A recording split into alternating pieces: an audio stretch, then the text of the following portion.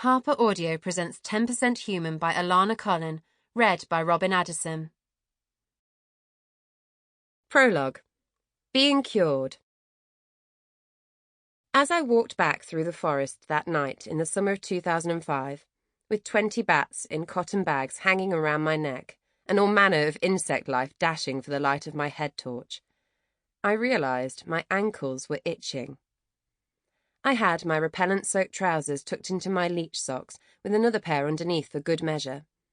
The humidity and drenching sweat, the muddy trails, my fear of tigers, and the mosquitoes were enough to contend with as I made my rounds, collecting bats out of traps in the darkness of the rainforest. But something had got through the barrier of fabric and chemicals protecting my skin. Something itchy. At 22, I spent what turned out to be a life-changing 3 months living in the heart of Krau Wildlife Reserve in Peninsular Malaysia. During my biology degree, I had become fascinated by bats, and when the opportunity came up to work as a field assistant to a British bat scientist, I signed up immediately.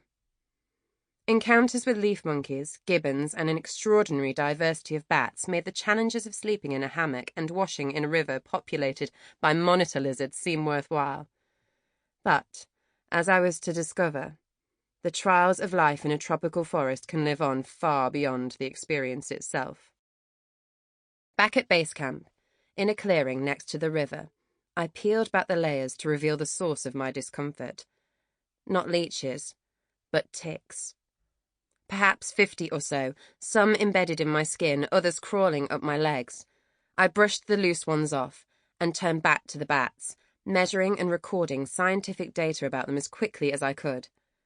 Later, with the bats released and the forest pitch black and buzzing with cicadas, I zipped myself into my cocoon-like hammock and, with a pair of tweezers, under the light of my head torch, I removed every last tick.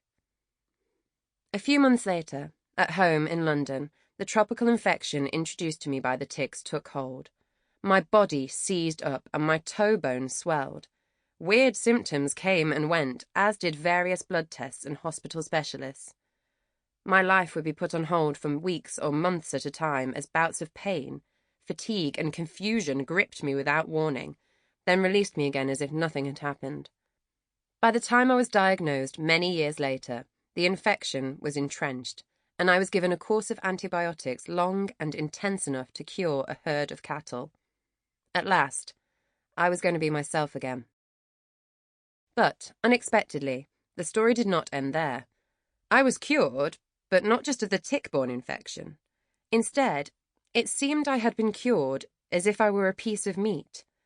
The antibiotics had worked their magic, but I began to suffer new symptoms, as varied as before. My skin was raw, my digestive system was choosy, and I was prone to picking up every infection going. I had a suspicion that the antibiotics I had taken had not only eradicated the bacteria that plagued me, but also those that belonged in me. I felt like I had become inhospitable to microbes, and I learnt just how much I needed the 100 trillion friendly little creatures who had, until recently, called my body their home. You are just 10% human. For every one of the cells that make up the vessel that you call your body, there are 9 imposter cells hitching a ride. You are not just flesh and blood, muscle and bone, brain and skin, but also bacteria and fungi. You are more them than you are you. Your gut alone hosts 100 trillion of them, like a coral reef growing on the rugged seabed that is your intestine. Around 4,000 different species carve out their own little niches, nestled among folds that give your 1.5 meters long colon the surface area of a double bed. Over your lifetime, you will play host to bugs the equivalent weight of 5 African elephants. Your skin is crawling with them. There are more on your fingertip than there are people in Britain. Disgusting, isn't it? We are surely too sophisticated, too hygienic, too evolved to be colonized in this way.